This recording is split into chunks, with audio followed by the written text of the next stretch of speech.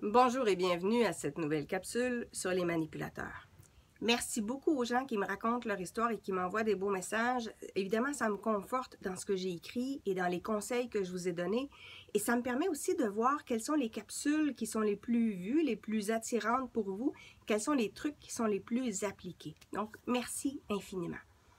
On répond encore aujourd'hui à la question d'une lectrice qui me racontait que son ex l'a contacté et lui a dit qu'il avait compris certaines choses et qu'il était prêt à faire certains changements en profondeur et qu'il voulait que la lectrice donc demeure à ses côtés durant sa transformation.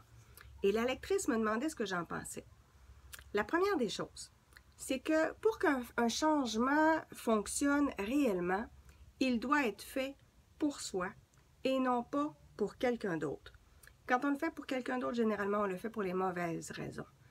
Un changement, pour que ça fonctionne, il faut qu'il soit fait pour soi, parce qu'à ce moment-là, on va être en mesure de faire une introspection beaucoup plus profonde et on va garder en tête notre objectif qui est généralement d'être heureux, de se sentir mieux, de retrouver une paix intérieure. Donc, un changement qui est opéré pour quelqu'un d'autre, généralement, c'est moins sincère. La deuxième chose, il faut savoir que les manipulateurs vont promettre souvent de faire des changements pour l'autre parce qu'évidemment, à ce moment-là, ça donne à l'autre un certain crédit et ça donne à l'autre un sentiment d'importance. Il m'aime, donc il va changer. Il m'aime assez pour changer. Sauf que, évidemment, en faisant ça, le manipulateur met une laisse à l'autre. Il s'assure de la garder dans son entourage et l'empêche à ce moment-là de refaire sa vie, d'aller voir ailleurs, de s'épanouir autrement. Il faut se rappeler aussi que quand on fait un changement en profondeur, quand on opère une transformation majeure dans notre vie, pour ceux qui l'ont déjà fait, vous le savez, on passe par une panoplie d'émotions, des montagnes russes d'émotions. Et il y a des bouts où on est difficile à vivre pour l'entourage.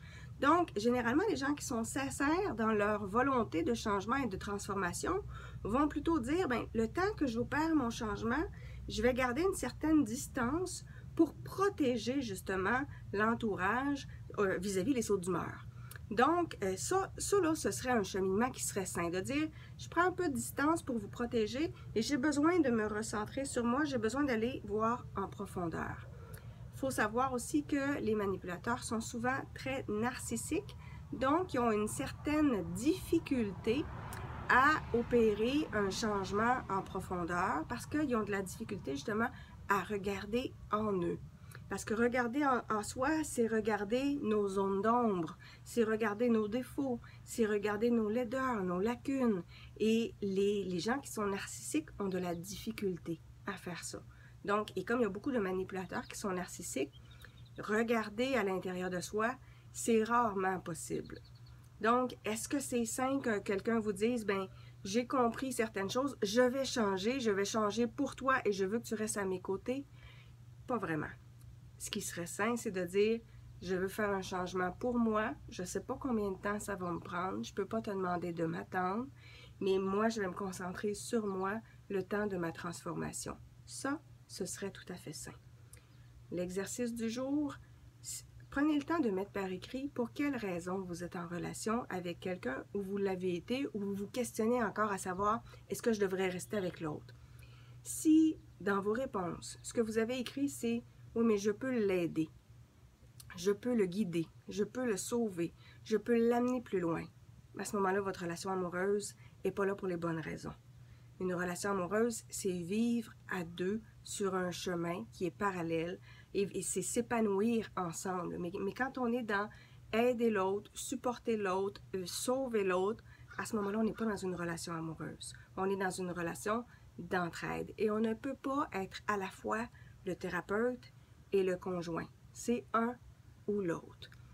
Et généralement, quand on a été le conjoint, on est la personne la moins bien placée pour être le thérapeute. Ça prend quelqu'un qui est extérieur et qui n'a pas de sentiment pour la personne qui est en cheminement. La suggestion de lecture de cette semaine, pour évidemment très très connu, Paulo Coelho, le manuel du guerrier de la lumière, justement parce que c'est un beau cheminement pour les gens qui se sentent un peu différents, qui ont l'impression qu'ils ne pensent pas comme les autres. C'est un excellent livre, une excellente suggestion et que je vous recommande chaudement. Sur ce, je vous dis à la prochaine. Abonnez-vous à ma chaîne YouTube et retrouvez-moi sur les réseaux sociaux. Et on se retrouve pour une prochaine capsule. Au revoir.